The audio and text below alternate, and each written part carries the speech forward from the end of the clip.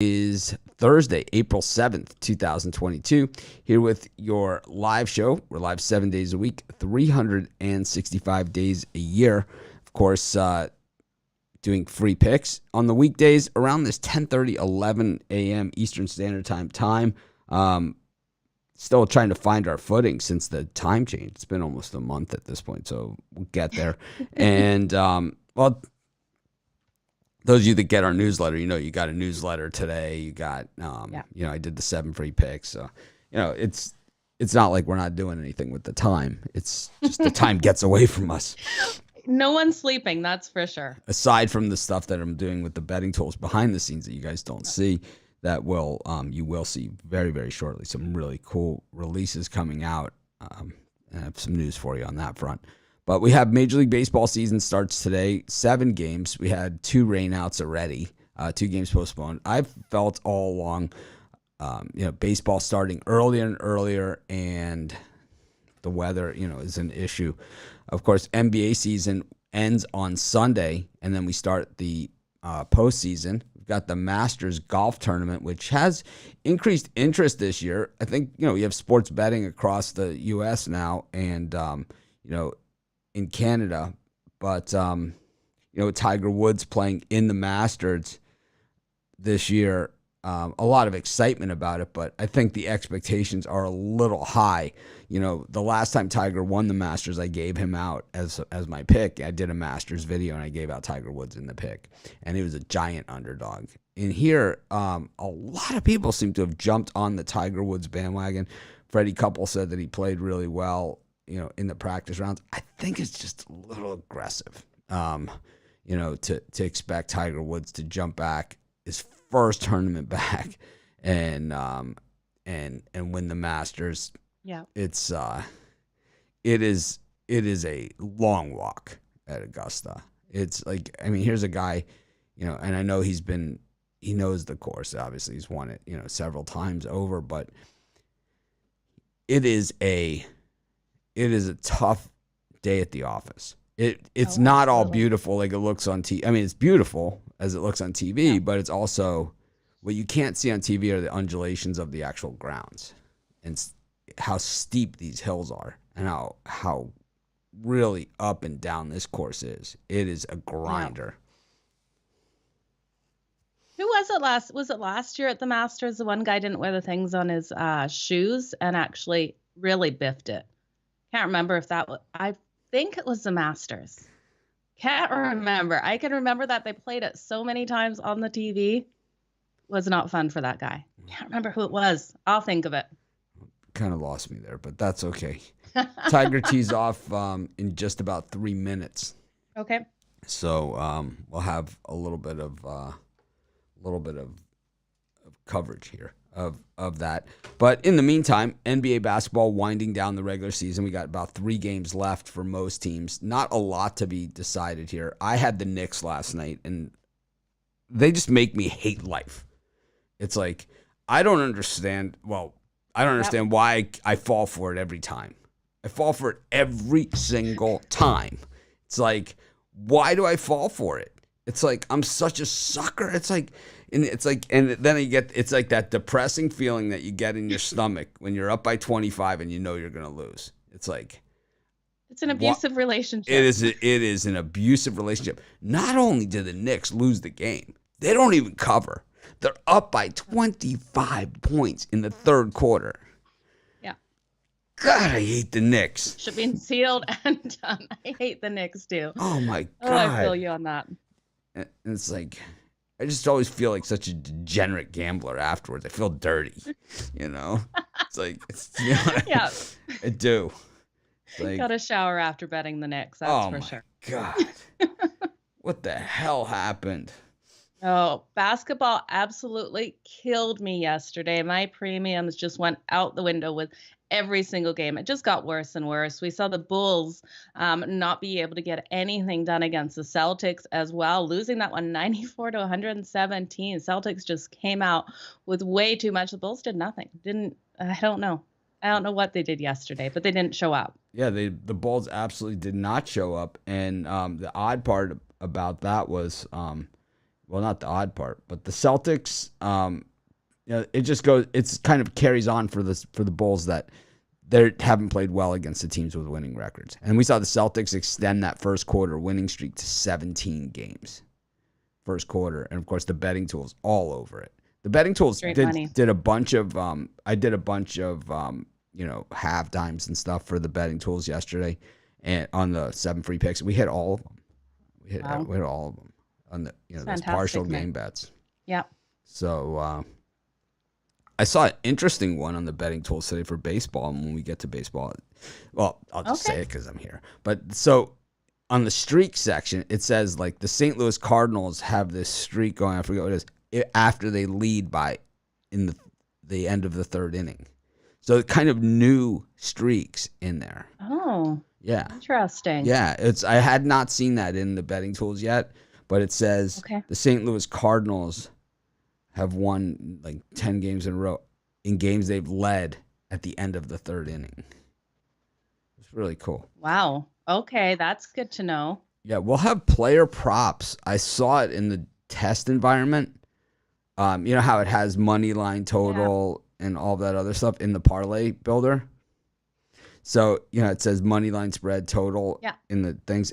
There's a new one coming out. It says player props, and it'll be part of that too. Oh, sweet. Yeah. So the player props you'll be able to do parlays of just player props or involve player props into your parlays. So that's a new feature that's coming out in the next couple of days. It's ready. It's just in the test environment. So usually they've been rolling these out like on Friday, the guys. Okay. So I'll talk to them again. They'll let me know. Yeah. They usually let me know. So we have that, and we have a different parlay builder that we have as well, where you just build your own parlay. Yep. And I think that is something we'll use on the show a lot, and I'll use in the videos a lot and things like that. So I'm excited about that. So you can pick the games yourself and then see what the payout would be at a sports book? Is that what you're meaning, Mitch? Yeah, you can build the parlay yourself using our tools. Nice. So it's going to have all the same tools and all the same information that like, it's not just going to be like the parlay builder that we have. It's going to have all of the facts and streaks and all that other stuff built into it, like ours is now, where you can where you can do it, kind of multiple ways. Yeah. I think you guys will see this. You'll like it. That will be exciting. That's for sure. It is. Tiger teeing off? I don't know. I'm trying to find what channel this is on. Okay. I had it on my TV. I turned it off. The internet these last couple of days has just not liked me playing around with more than one thing. So it's either I go live or nothing else because it's not working. We got the Masters Mix. It shows 4 screens at once. The Masters Mosaic, channel 901 on DirecTV. It doesn't even work. The Masters. Oh, it's coming up. Okay. I just want to say good morning to everyone out there watching. Appreciate you guys joining us this morning. Anyways, let's get to the NBA, and I'll figure this out. Okay. I'll look for the Masters schedule here. I'll find out what channel this thing is on.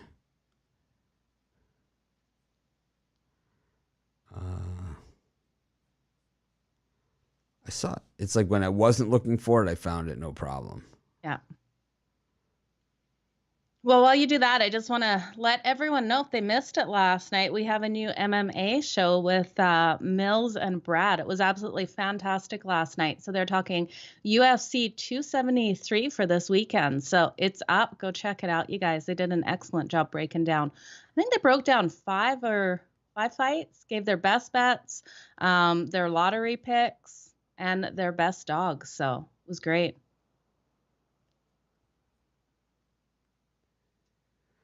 So, yeah, we have the MMA show, and also Ron Romanelli did a baseball video, and he's going to be doing this every day where he kind of goes through all of the games. So, just one video, all of the games. And that's something that people I know asked for. And I saw a lousy channel do it and gain some popularity doing it that way. So I believe Romanelli just kind of takes that to a whole nother level with his expertise, not just some guy in his mom's living room. Anyways. He absolutely does, you guys. Make sure you check it out. That's why you guys need to subscribe, because we have so much content always coming out. You don't want to miss any of it. So let's get to this NBA schedule. It's baseball opening day, but it will never be as popular as the NBA. Well, it might be at some point, but it's not right now. Maybe someday baseball will be popular again. It used to be the most popular sport. It used to be the sport. Now it is the least. Well, it's just ahead of hockey. So a hair ahead of hockey. That's it's for about sure. where it is. Yeah. But looking for this. So Golf Channel is live from the Masters, but no, they're all just doing the same thing, showing Tiger promo stuff. Anyways, okay. Got the Hornets and the Magic, got the Raptors and the Sixers, and the Bucks and the Celtics. Joe, any of these three do it for you? Well, I hope I'm not kicking myself tonight taking the Magic plus the points. I just, again, think this is too many. What we saw yesterday, though, was when I thought it was too many, it really worked against me. But I do think the Magic can keep this tighter. We got plus 13 points for them here. I just look at how many points Charlotte has been allowing defensively, and I think the Magic can keep up with those numbers. So they have played strong as well in Charlotte, going 7-3 against the spread in those last 10 meetings, and overall, and 4-1 against the spread in their last 5 in Charlotte. So I think they keep this tighter than the 13 points. It just, Mitch, I hope I'm not kicking myself later for believing in the dog here. Yeah, I'm probably less of a believer than you are. I just think that the Magic don't have the depth and they're kind of running out of gas. The Hornets have a ton to play for here. I just do not love this game. And I think, maybe you could make a case for the Magic here, but I don't know. It's without Wendell Carter Jr. in there, and Cole Anthony. It's like, I don't know.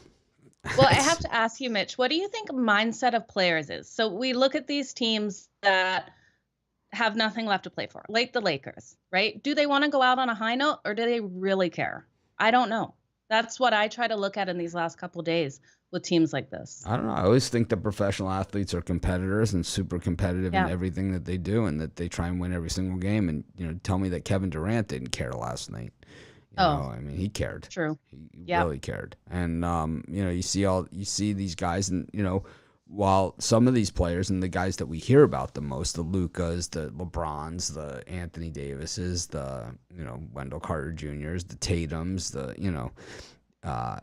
Karl Anthony Towns. I mean, we can go on and on. The NBA has a lot of superstars, but when you look at that outside of the starting five, you go down the bench. A lot of these guys really care. And the fact is, they're going to be seeing a lot more minutes in these games. So for a lot of these guys, they're double duty here, because number one, they're showing that they're worthy to stay on the roster, because some of these lesser teams, especially, are looking, they're going to be drafting high, and they're looking to add players and all of this other stuff, and, to keep these other guys on the roster. And some of these guys are auditioning to show that they can play in the league, whether it be on this team or not, or on another team. So, definitely a lot to play for here. And also, when these guys negotiate contracts, statistics have a lot to do with that. So a point in a meaningless game and a point in the championship game, pretty much when it comes down to your agent negotiating your contract, mean about the same thing. So I think these guys, I believe me, there's a lot of guys out there that would love to have that job of an NBA player. And these guys know it. You've got to play every game like there's someone out there trying to take it all away from you. And that's how, like Allen Iverson, I think he's criticized so much for the missing of the practice, and that's really his most famous thing, which is crazy because he was MVP and all these other things. But it's like he played every game like someone was trying to take his everything from him. It was like, oh my, you see efforts like that, like Michael Jordan played. It's like he didn't care. It was like every game was like, oh my God. I mean, super competitive. Michael Jordan always had to be the first one on the team bus. He always had to be. Really? Oh, yeah. Okay. Oh, yes. That's interesting. I had no clue about that. Oh, yeah. He always had to be the first on, first off, first to this, first to practice, first to everything. Wow. Oh, yeah. Super competitive. Super duper competitive. Yeah. Oh, yeah. He's, that's how these guys, that's how they're wired. Yeah. The guys who don't care, they don't last. Oh, absolutely. Yeah. Not mentally there. So anyone that you think's not mentally there for the end of the season? I think the guys that have the locked up contracts, the longer term contracts, and I just think that I think for the most part everybody is there, and I think the guys, even the guys. The guys that surprise me that haven't been there still, like the guys like Zion Williamson, who just never played this season. It's the guys that never play. It's like at some point you got to be a basketball player. If not, you're what are you? The team mascot? Yeah. At some point you got to be a basketball player because you're stealing money. You're stealing money by getting paid for sitting there. Very true. So thanks for that breakdown, Mitch. I appreciate it. But the Bucks are playing the Celtics, and I think this is more of a feature game in this one. And the Bucks can still, both these teams can still catch the Heat, I believe, mathematically. Let me check. Okay. Sure, see if anything changed. But so the Bucks and the Celtics, they're tied in the loss column with the Sixers. All three of them, they're not going to catch the Heat. The Heat have 2 games left to play, and these teams the Bucks have 3, the Sixers have 3, and the Celtics have 2. So for the Celtics, a win here would put them pretty much as the number 2 team in the East. And I think we just need to continue to think that it's like a lot of these things, it's like, it's not about hosting the first round of the playoffs. It's about hosting the second and the third. Like if the Heat get knocked off, the number 2 team, if they're still alive, would be the home court advantage. If the Phoenix Suns get knocked out, which happens, the number 1 team in the East hasn't faced the number 1 team in the West in the finals in forever. It's been a very long time. Yeah. So. Yeah, this is going to be an interesting game. I love what we're seeing out of the Celtics defense. So I think they could keep this one tight, Mitch. We're getting 6.5 points with them now, with a game that means so much. And but I think the issue here for the Celtics on the back-to-back is who's going to play, and I think that's why the line is moving, because we're not sure who's going to play because they are on the back-to-back. Yeah. So I think you need to watch that. Giannis is probable here for the Bucks, but the Celtics have been rolling. I don't know. I got to go with the Bucks here. What about that first quarter? You think the Celtics keep rolling in that first quarter? I think the first quarter is as favorites. Oh, okay, as favorites. Gotcha. Yeah, I believe that streak is as favorites. Okay. So I don't think it's in play tonight. That's too bad. Can't believe how many first quarters they won as favorites in. It's unbelievable. No, it's crazy. It's absolutely crazy. So the Celtics, though, have covered the spread against the Bucks 5 in a row. Yeah. So that can work both ways.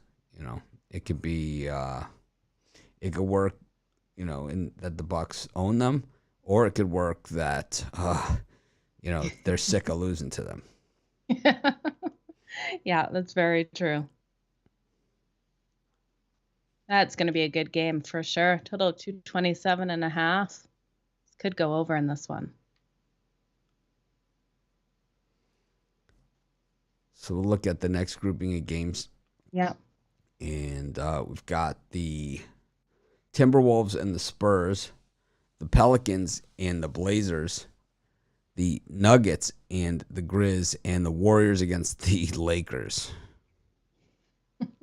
This is the one where I sat here this morning and I just looked at it and I'm like, Okay, how are the Lakers going to come out? Because we've seen the Lakers over the last couple of weeks.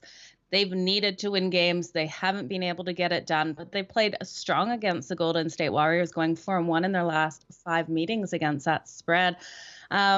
Mindset-wise, if they're competitive, like you're saying, Mitch, they probably should get the cover here. It's a lot of points, but I'm going to go with the under in this one. I think we're going to see a lower scoring game. I think the Lakers could get this cover, but I'm not willing to put any more money on the Lakers this season. So give me the under in that one. And then I'm going to look at, man,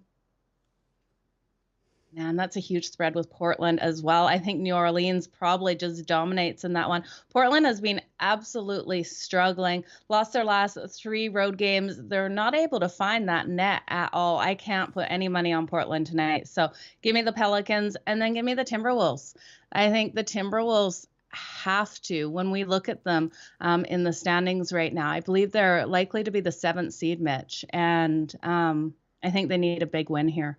So the Spurs are playing hard too. They need this as well. It's going to be a good one. Sounded like someone's going to win.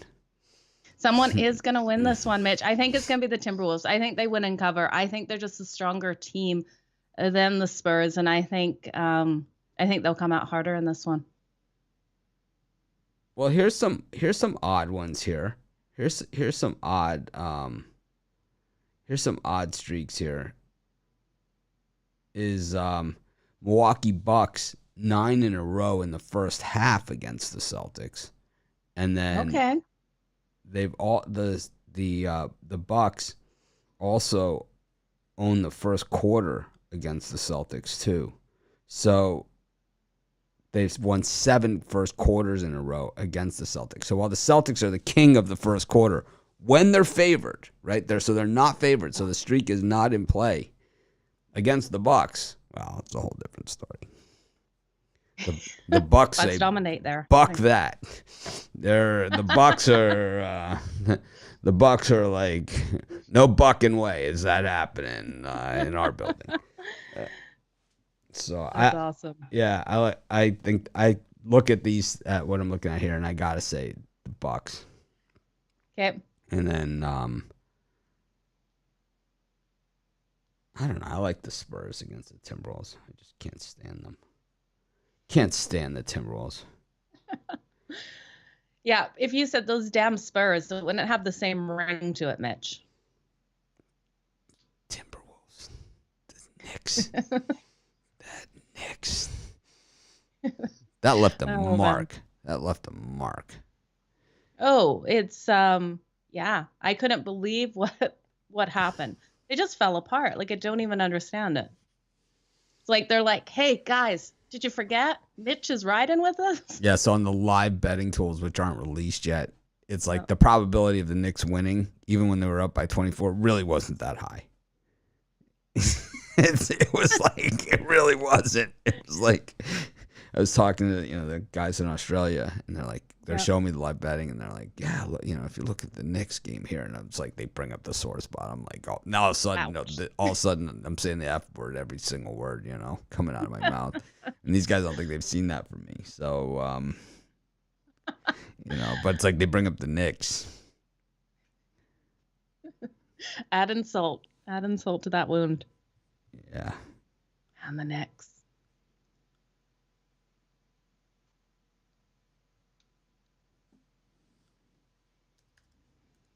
I'm seeing Spurs money line being thrown around in the chat. That'd be a good payout if they get it, you guys. Good luck to anyone betting that.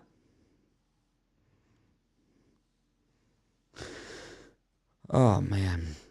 All right, so I'm going to take the Blazers here against the Pelicans as well. Even those Blazers. Nice. Yeah, and I'll take the Warriors against the Lakers, who have just quit. Warriors need to get something going here to finish the season off. Let's see where they're sitting. They're sitting in 3rd.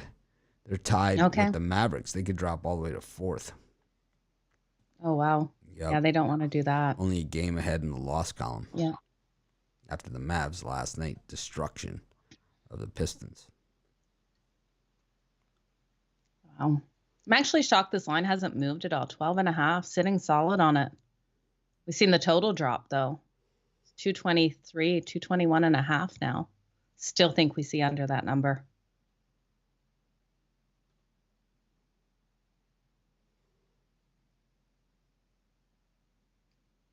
You excited for NBA playoffs, Mitch?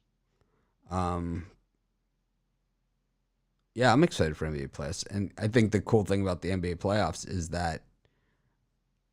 like I said, it hasn't played true to form. So there's been value there. So someone's asking about the premium and VIP show. The way the premium and VIP show, the premium show comes on after the live show. It's a recorded video that we post.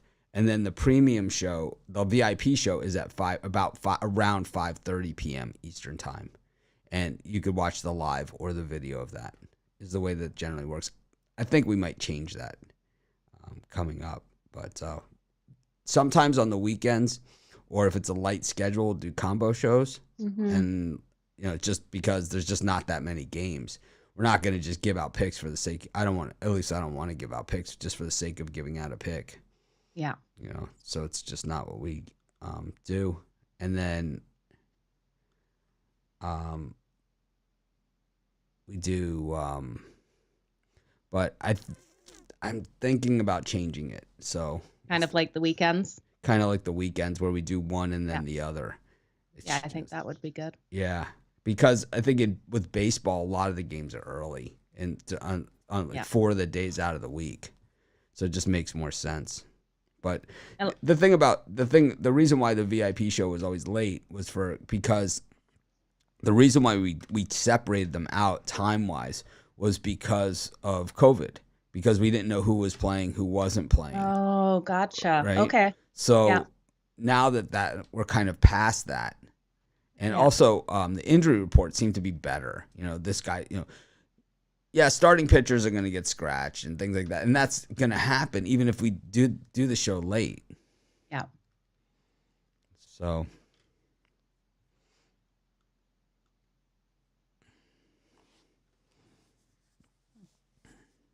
I like that concept for sure.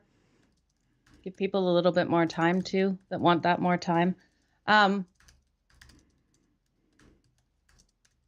I like that, Mitch. I was just trying to think if we could comment under if there was a huge movement or something under our video, but I don't know if we can. What are you talking about?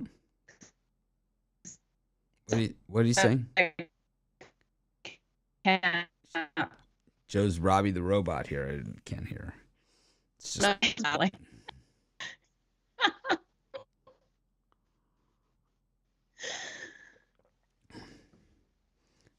So we didn't hear what you said, Joe. She's frozen.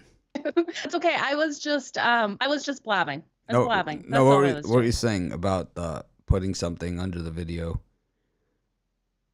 Oh, I was just thinking if we did record early and something majorly happened, we could post it. We could do a post. We could do a post. But I think that's a good idea. Is that we'll move the VIP show early, after the premium, and then if something changes, we can put it in the post. And I'll talk about that we'll talk about it in the premium and VIP. But that's what we'll do. We haven't really been pushing the premium and VIP on YouTube.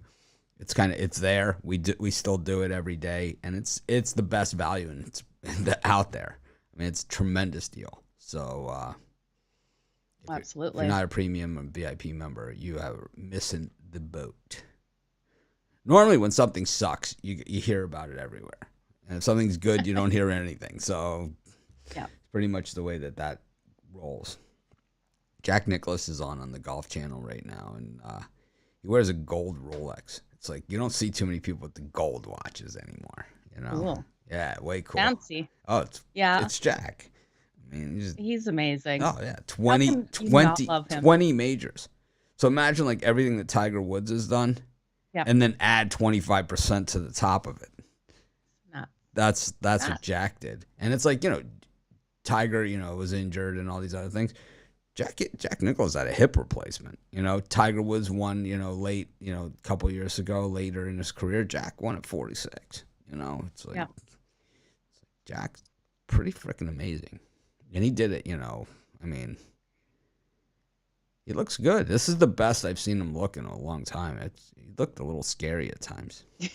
I wish I could see how he's looking now. But no, he looks good. I'll check it out after. He looks good. The Bear's got the gold V-neck on with his Masters jacket. He's got a bunch of them. So, that's awesome. Oh yeah, it's like the Masters is a cool thing. Opening day of the Masters.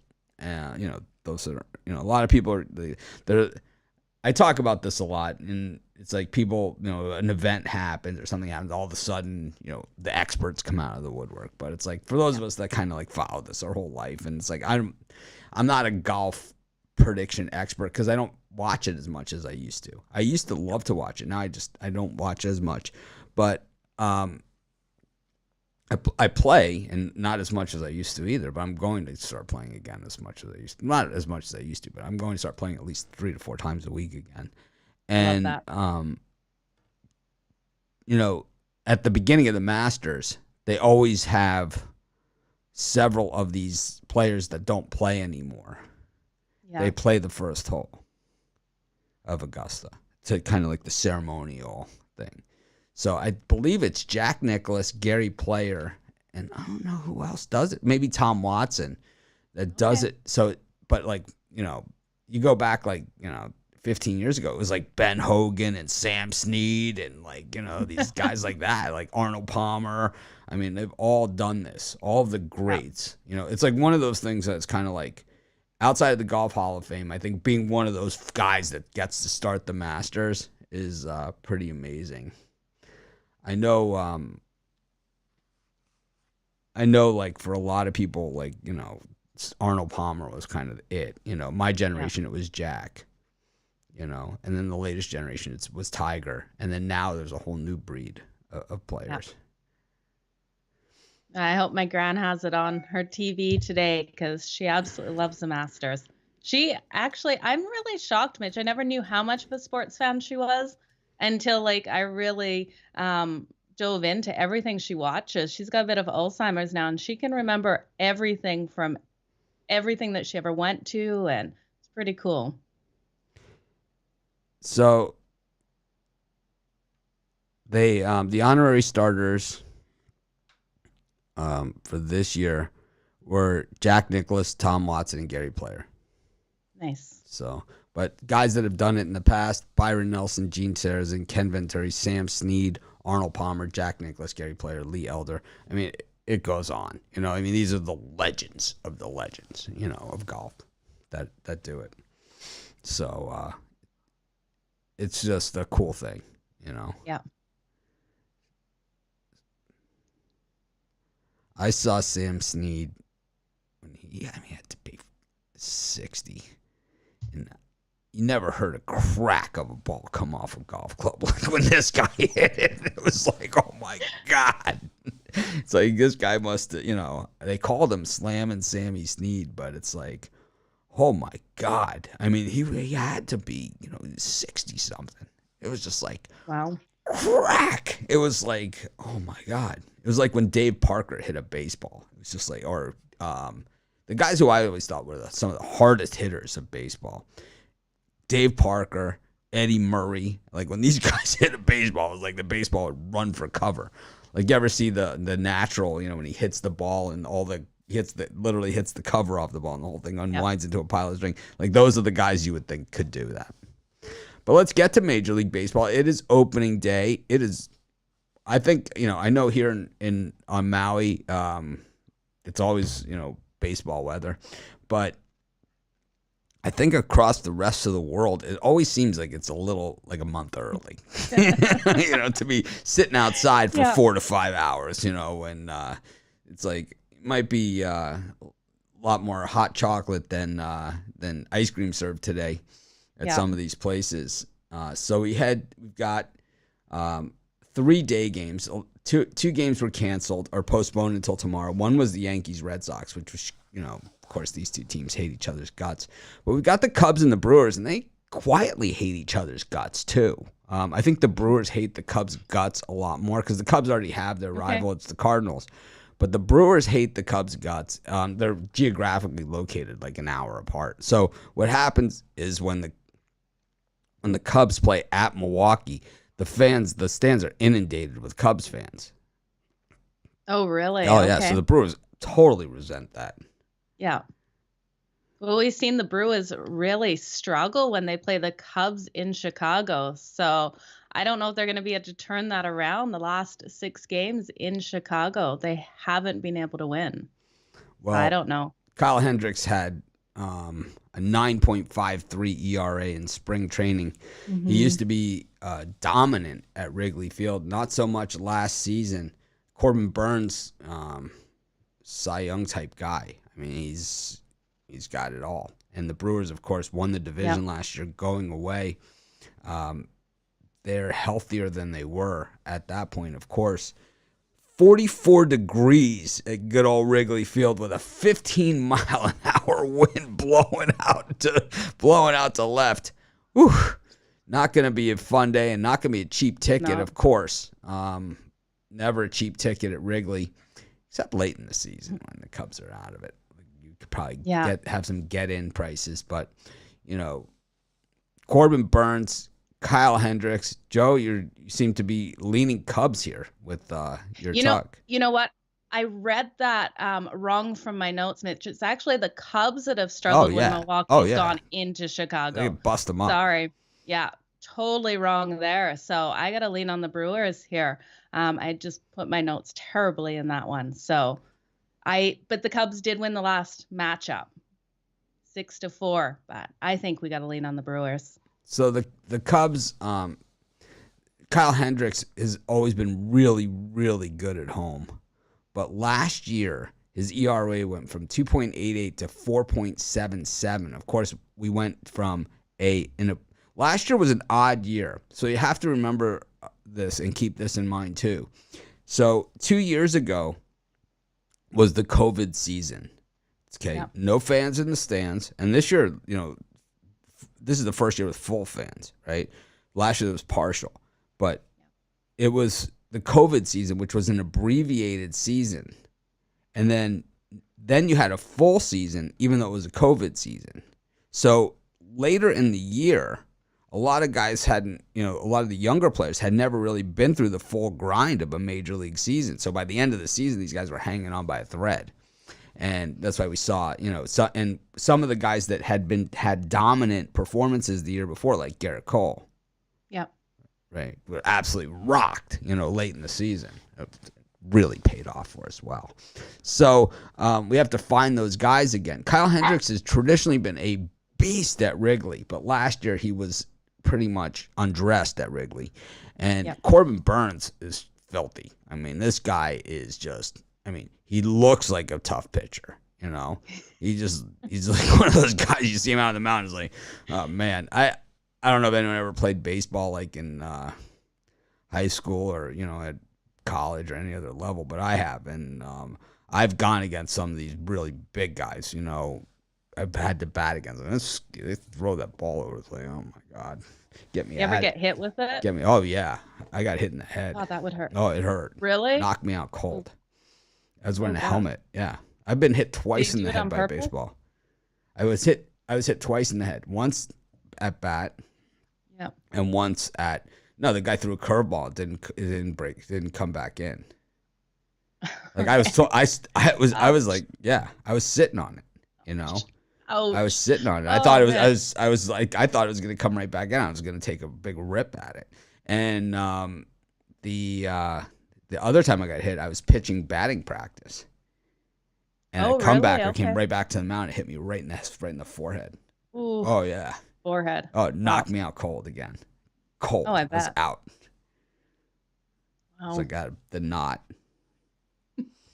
Ouch. Oh, yeah. That would have taken a while to go away. Did it give you black eyes from that as well? Yeah. Raccoon. Ouch. That would have hurt. Yeah. I know a couple ex-pitchers, and they said, we hit them sometimes just for fun. My favorite part of pitching batting practice in high school is like you got to pitch to the coaches when they were doing fielding. practice. So it'd be a lot of these guys for your teachers, So you just plunk them.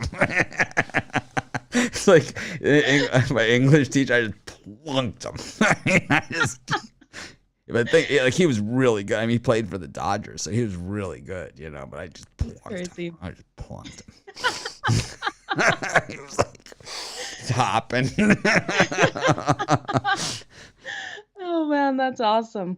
Anyways, I think Corbin Burns is just filthy. Like I said, I could see a lot of pitchers going short, but I think that Burns is probably not one of those guys. He's super efficient. Yeah.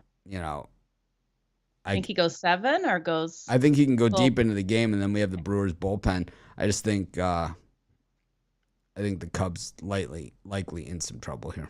So, they broke it down last year, getting rid of a lot of their star players at the end of the season.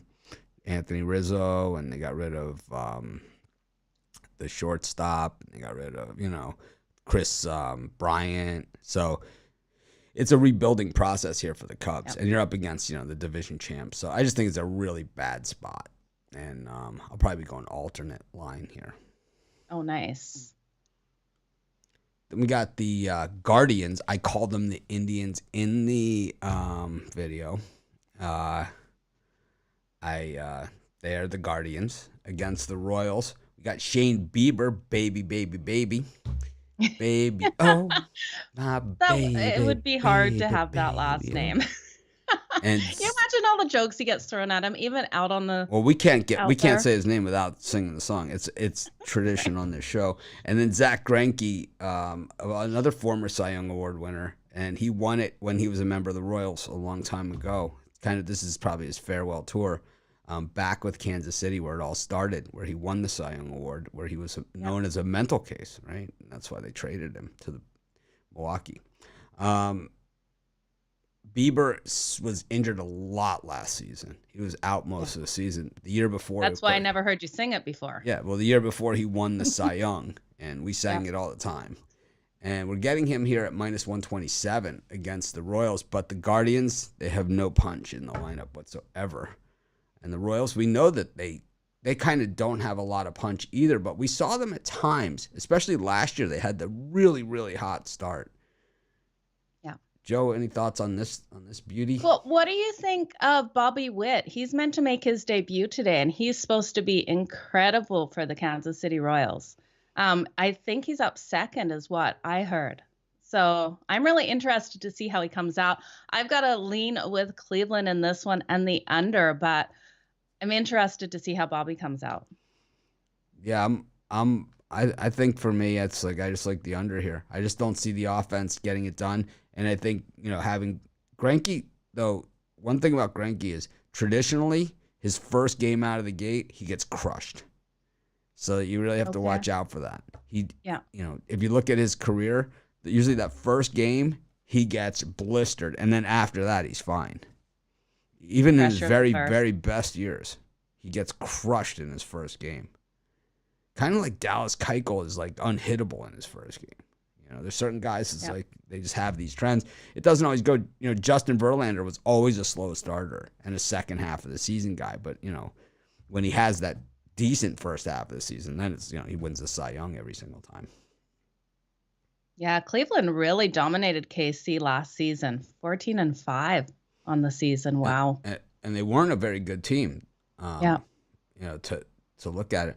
When we look at the depth chart here for the Indians, Bieber, obviously the number one, Savale, Plesac, Quantrill, and McKenzie. They have a reasonable starting rotation here, but they just, they have Jose Ramirez, of course, at third, but outside of him, Miles Straw, Austin Hedges, they're going to need help from somewhere. Yeah. Framil Reyes, DHing, they need help somewhere. It's going to have to come from somewhere. So it'll be interesting to see where it comes from. Rosario as well is they have some good players, but a lot of wild cards in there. And then when you look at the Royals, last year they got off to the hot start and then really fell apart. But Carlos Santana there, so here's a guy who can really hit. They have Witt, like you said, playing third. And and Mondesi, what kind of season is he going to have? Benintendi, who we saw with the Red Sox, had a great, some great years, but then also, he had some big slumps. And the guy who always kills me, okay, everyone has guys that kill them. The guy that kills me, Whit Merrifield, always kills me. Kills my unders. Okay. Oh, he kills my unders. He kills my run lines. He kills my, he's just the guy that's like, no, you're up by 2, ninth inning, nobody on, or a guy on second, and it's like, there goes my run line. We really need this all in a coffee table book, Mitch. Yeah, he's my guy, and of course, I love Salvi Perez. I love him. Love him. He had one game last year. I think he had a home run or a grand slam, right? Like 4 games in a row or something last year. Did they have that? Something like that. I think he had a grand slam in 3 or 4 games in a row. Yep. Yeah, it was crazy. We always did home run props on our shows last year. Like, that was always the thing that we did. Home run props. Yeah, we always did, sure. To hit a home run today. That was always just, I'm not going to go Salvi against Shane Bieber. That's for damn sure. I'll make sure I have a home run prop for you guys tomorrow. Well, we could still do it on the fly. I can't wait to check out the betting tools, though, for MLB. I haven't had a chance to look. Are the player props up for MLB, Mitch? I haven't had a chance to look at that. They're up, but they're limited because there's just not a lot of data. Yeah. Okay. So you have to go to where you want to go for the player props is not to the player prop page. So you want to go to the player list page. I love that. Yeah. So when you go to the player list page, so the other thing, we're adding more books to the player props and the player lists. So with adding new books, it will add many, many more props. Perfect. So that's the thing. So right now we only are showing props from Bet Rivers, but we're adding DraftKings. Okay. That's who we're adding. So that's the next one that we're adding. We'll be adding more and more, as we go. Well, I'm excited for it. Okay. Glad you're excited for it. I am. I'm really excited. I am. I love the betting tools and all the information over there, Mitch. I still can't believe how much information is on here and that it's just growing. So it's great. Well, Adam Wainwright takes the hill. He was, for me, the comeback player of the century last year, up against JT Brubaker from the Pirates, who I always thought, kind of has the right stuff. And, here he is, an opening day starter for the Pirates, but do the Pirates have anything else? And the Cardinals, well, these guys, I always, everyone, if you've watched this show for a long period of time, I'm a Dolphin season ticket holder. And when they send out like the parking email or something, they're like, well, we have an overwhelming amount of calls and emails today, so we can't get back to you right away. And it's like, I always say to them, and I always write back, do you think St. Louis Cardinal fans have this same problem? Because here's an organization that kind of just nails it. They have it down, right? It's like they have their system, they have their way of doing everything, and it works. It's like clockwork. It's unbelievable that this is a team that if you go back 100 years, they're getting it done. And here they are, 100 years later, getting it done last year. Wild card team. After they looked to be totally out of it, I believe they had the best finish of any team. And you look at this lineup, and with the DH now in the National League, which is something we certainly have to factor in. They have Albert Pujols is back. Yeah. So Paul Goldschmidt, Yachty, Arenado, it's like Paul DeJong, Harrison Bader. Yeah. It's like, here we are again, and it's the same deal. Can they close it out? Can they close? That's what they struggled early in the year last year. That's why they had to come from so far back, is they couldn't close. They had no closer, or their closer would let them down.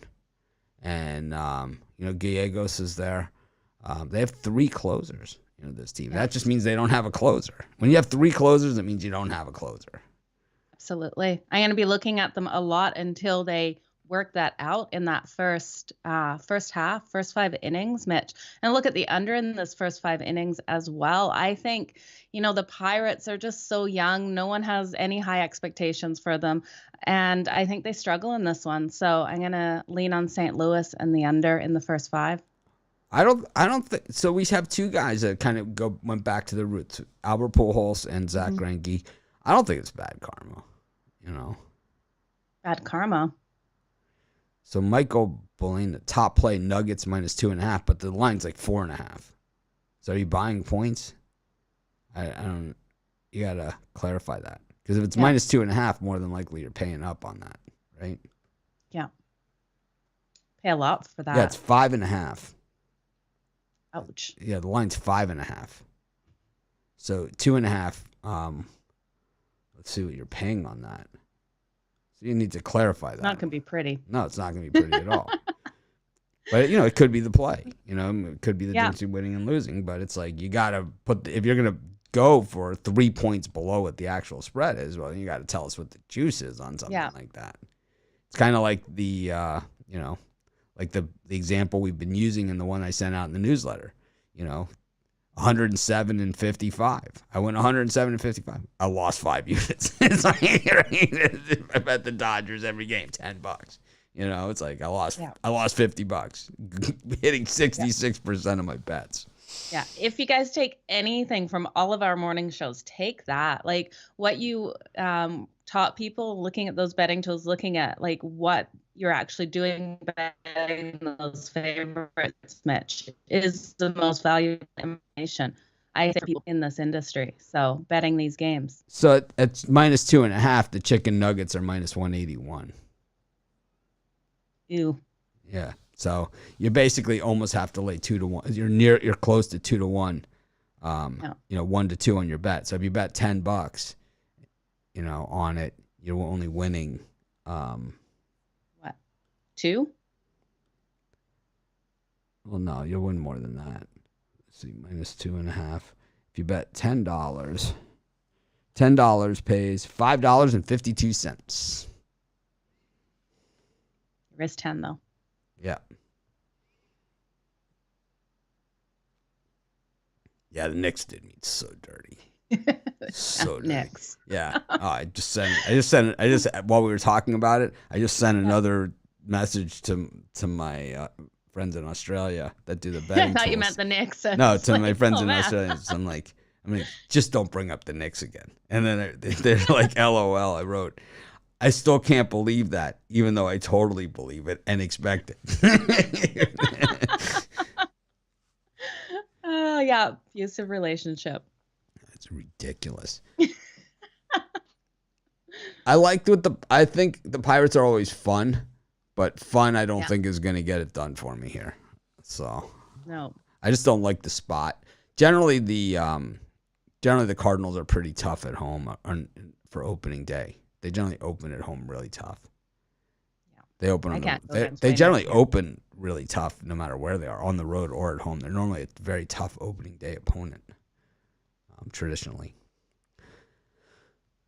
Go to the Mutts versus the Nationals. Tyler McGill on here. Only -120 for a team that spent a lot of money. Yep. The Nationals opened at +120 here with Corbin. I hate Tyler McGill. I'm taking the Nationals here. I can't. Why do you hate him? Oh, and why do you call them the Mutts? Sucked because they're so disappointing. I mean, look at all the money that they spend. Look at the payroll of this team and look at the performance. I mean, what was the record last year? I mean, look at this payroll. I mean, that they have. I mean, look at the names of the stars on this team. And yet they're not even a playoff team. It's like Do you think it's because they have too many stars on the team that they just aren't driving well, Mitch? What? They stink. They're the Mets. It's like I've told you at the club. Like when I look sad or depressed, people say to me, "Are you okay? You've been betting the Mets again or something?" And all that. It's like that's. Okay, I haven't heard this one. I like it. Oh yeah. It's like I feel so dirty. It's like how's everything going? I've been betting the Mets again. Not so good. As soon as you put that bet in, are you regretting it every time it's on the Mets? It's like I feel like a degenerate gambler. It's like, how are things going? Not so good. I'm betting the Mets again. It's like, no. Like, yes. The Mets 77 and 85 last year. With that payroll. Tyler McGill's, he's one of those guys, it's like if you ever see him walking down the street or something, you're probably like, wow, this guy's really good. And I know in spring training, he's the king of spring training. Yeah. But when he gets to a major league diamond, he gets smacked around like a baby. And we're going to see him get smacked around pretty hard today in Washington. I expect to see a ton of runs here, and I expect to see McGill give up plenty of home runs. Matter of fact, for my home run prop, I'm going to take someone on the Nationals. I'll take Soto to hit the home run because McGill gives up the bomb squad. He gives up a home run every 2 innings he pitches. He's that bad. Wow. Oh, yeah. Okay, I didn't realize that. Realize it. He's bad. So if he comes out for 5, we could look at this over of 9. Oh, I gave out the over on the video. Nice. I love the over Okay. here. So McGill, 89 innings, gave up 19 home runs. So that is about a home run. That is about a home run every 2 innings. Yeah. Ish. That's not pretty. No.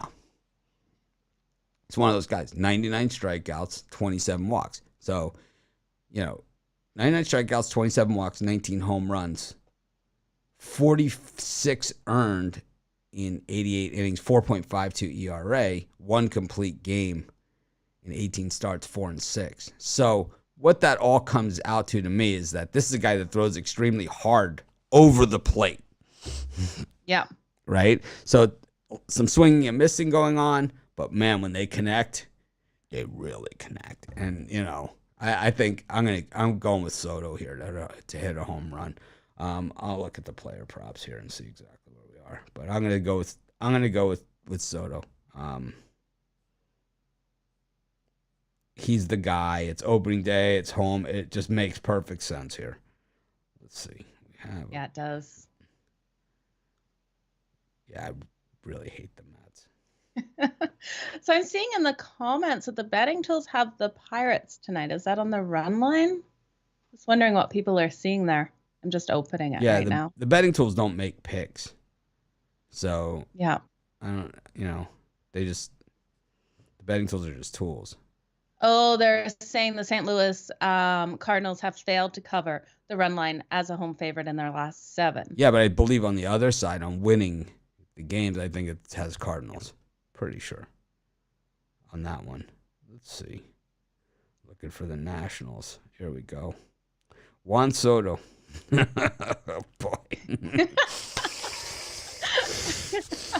Oh, Nelson Cruz is DHing also. I like him also. I'm going to go for both. Oh, man. We're going to bet both of those.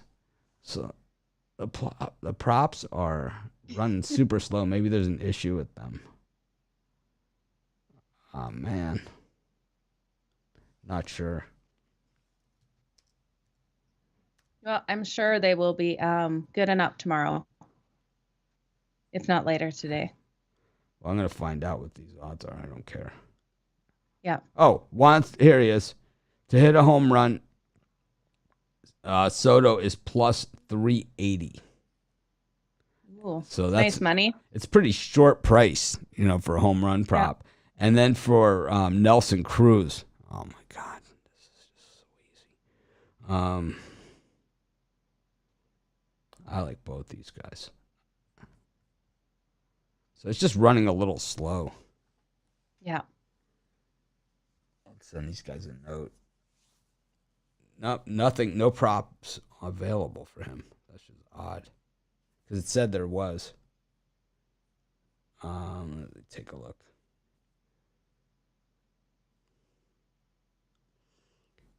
Yeah, I really like the Nationals today with Corbin. Okay. Let's see, to hit a home run. Nelson Cruz only plus 330. Wow, there's going to be a lot of home runs. Josh Bell. Oh, my God. Pete Alonso is plus 270 for the Mets.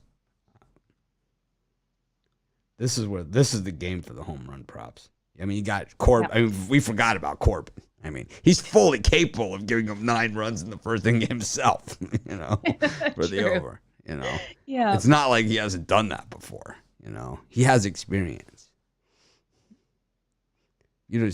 He gave up 37 home runs last season in 171 innings. So not quite at the rate that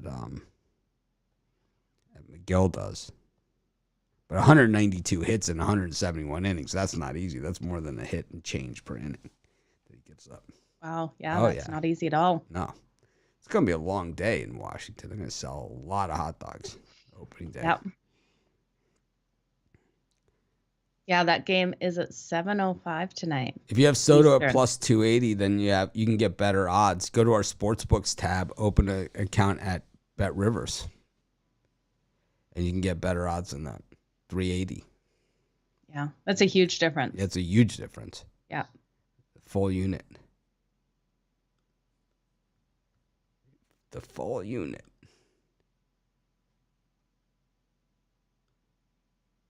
Mitch, is there one game in particular you're excited for today over the rest? No. No. Not really. Kind of this Mets Nationals game should be fun though. We got the Braves against the Reds, the defending world champs. We're way over on time. I think we'll have to figure out. It's opening day, so we're gonna take our time here. We got the Braves against the Reds. Max Fried against Tyler Mahle. Fried had a horrible start to the season last year. Mahle we saw be fairly effective, but they'll be raising the banner and giving out some rings, and there'll be some fireworks and all kinds of hugs and ass slapping going on in Atlanta tonight. I'm not stepping in front of that. I think they're going to have Freddie Freeman will not be there for this. So, he was a big piece of that Braves team. He got his ring. Of course, Kenley Jansen, now the closer for the Braves. They got a sick bullpen. They got a sick starting rotation. Matt Olson takes over for Freddie Freeman.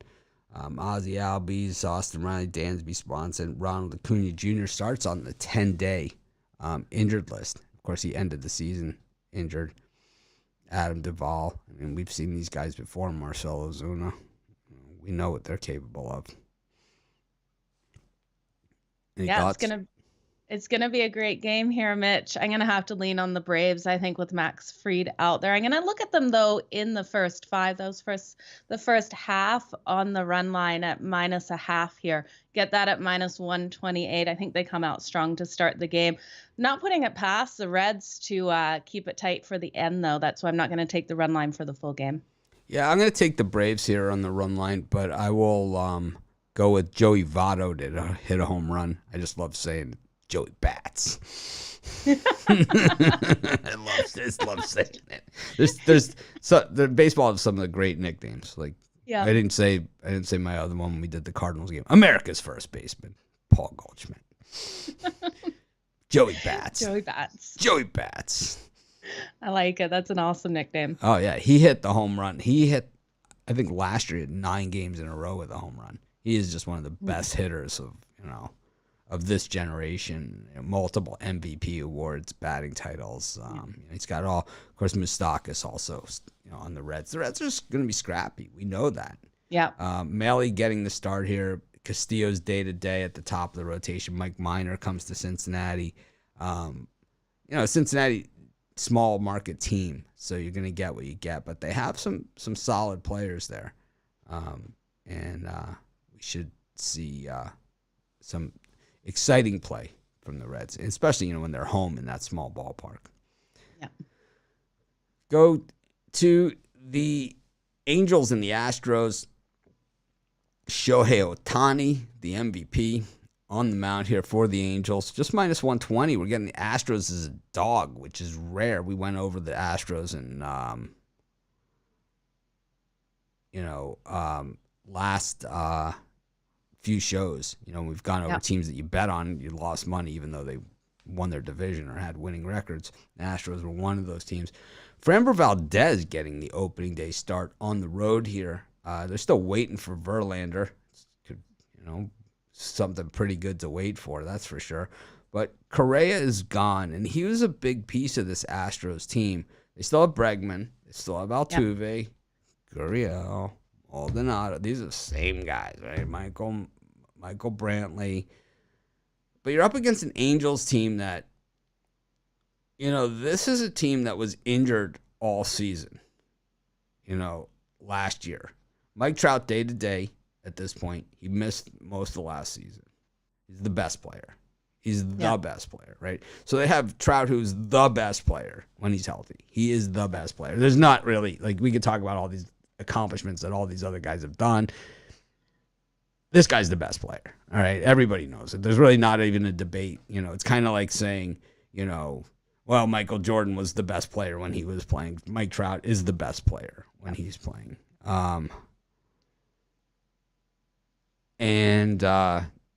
They have Ohtani, who's also one of the best players. Mm-hmm. They have Anthony Rendon, who gets paid like he's the best player. I mean, what is Rendon making right now? Oh, what's the over? I can't even imagine how much. What's the over under on Anthony? I can't even guess here. I'm gonna throw out 30. 30. Okay, yeah. I could see that being right on. Nope. Under. Oh, well, this is 2025. 2020, he made $25.5 million. But that's the base. Yeah. Trout makes 37.12. Oh, but so that was just in that year. This is the year that his salary kicks in. His full salary kicks in. So we are over hits. 36,571,428 is what Rendon is pulling down this season. What is that a game? Well, you figure how many 4 at bats a game. Yeah. We'll even go 5, right? So 5 times 162 if he plays every single game. 8. That's 810 total at bats in the season to the high side. Okay. Yeah. So 810. So it would be 36,571,428 every time he steps up. Divided by 810 equals, he gets for every at bat $45,149.91. If he plays every single game and gets 5 at bats every single game. Wow. Okay. Wow. What industry did we get into, man? Tell me about it. Teach your kids to be baseball players. This isn't per game. This is per at bat. We're saying that he bats 5 times per game. So he's making, if you times that by 5, he makes $225,749.55 a game. For something he loves doing, hats off to him. That's what he makes per game. Yep. Per game. He makes more than the Stones. For a gig. Holy. Wow. Yeah. Yeah, that puts things in perspective. Yeah. He makes more than like Mick Jagger makes to do a concert. He makes, wow. Yeah. $225,749. The thing is, he's not even the highest paid player on the team. That is crazy. Crazy. This is, and people, wonder why I always talk about salaries in baseball and all this other stuff. When you figure out how much it costs for Max Scherzer to throw a pitch and you see that $20,000 a pitch go up there, you say, man, he throws 100 of these a game.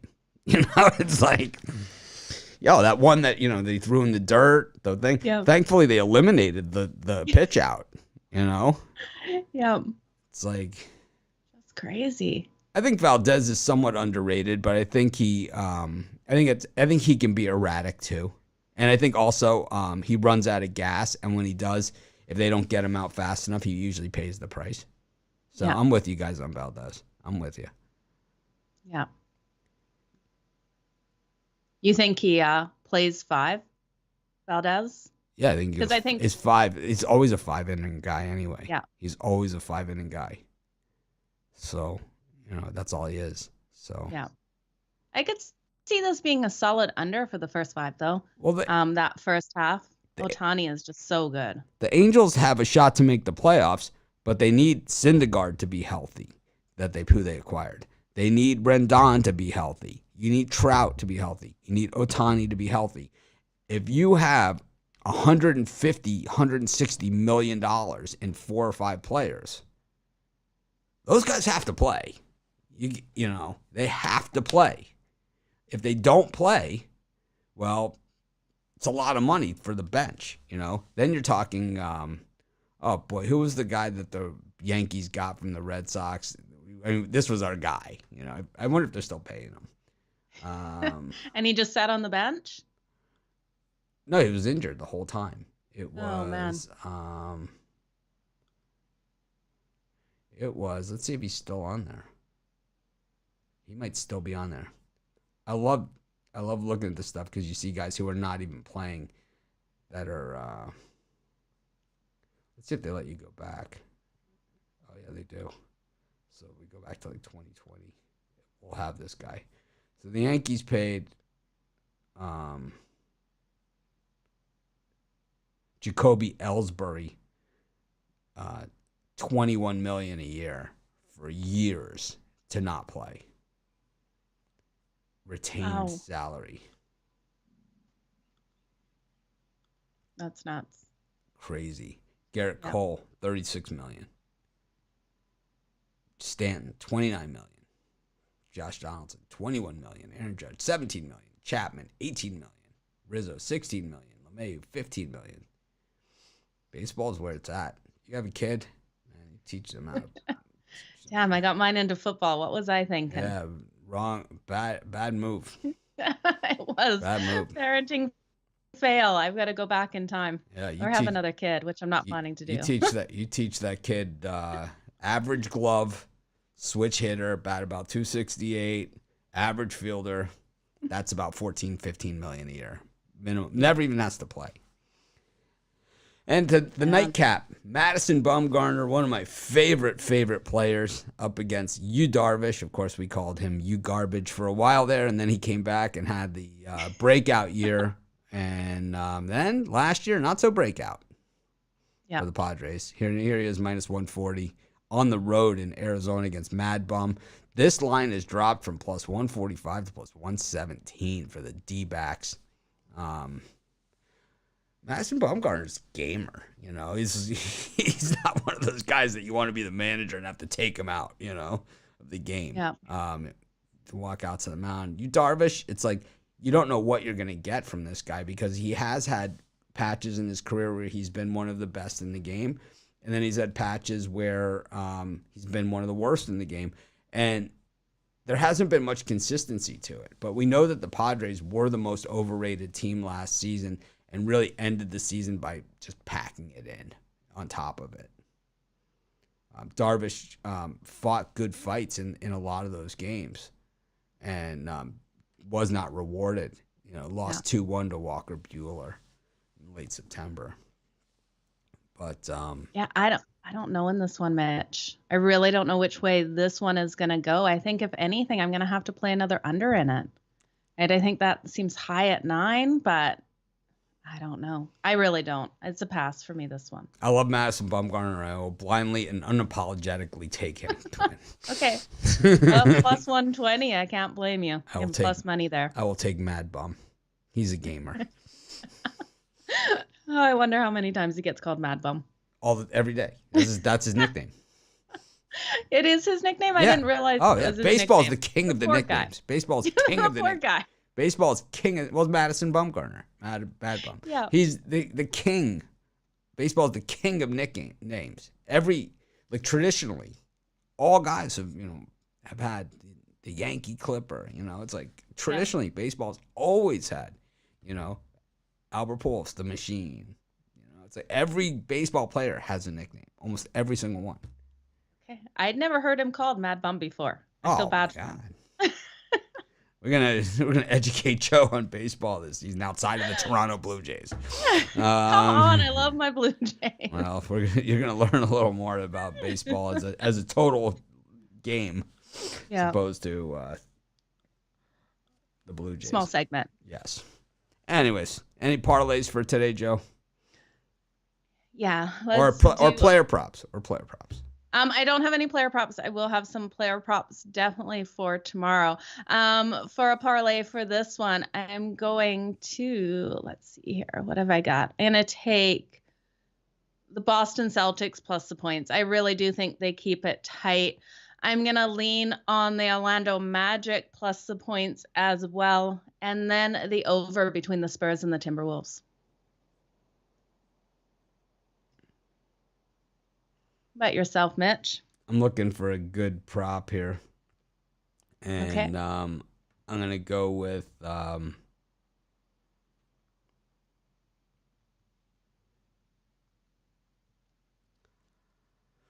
let's see. Well, I like Soto to hit a home run for sure. And I like Cruz to hit a home run. I like both of those. But I like also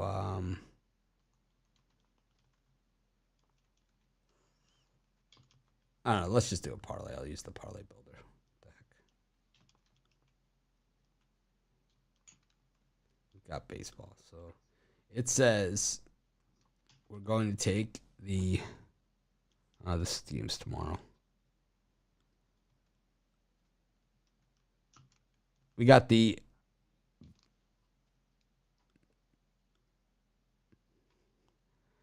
Vancouver. We got the Arizona Coyotes with Molcon in tennis plus 3.5. The Toronto Raptors on the money line, and the Ottawa Senators, $10 pays $284.63. Go Raptors. All right, is that it? Yeah, that's everything. Thanks for a great show, Mitch. Thanks for everyone for joining us. Ran a little long. We'll have to tighten it up as time goes on. Tomorrow, even more games, so going to be a little bit tougher, but we'll get it done. We always do. Have a winning day. We appreciate each and every one of you. We'll see VIP and premium coming up next. We're going to change the format to, like we said, to doing it early, and then we'll use the posting to list any changes if there's pitching changes or whatever. But if you're not a premium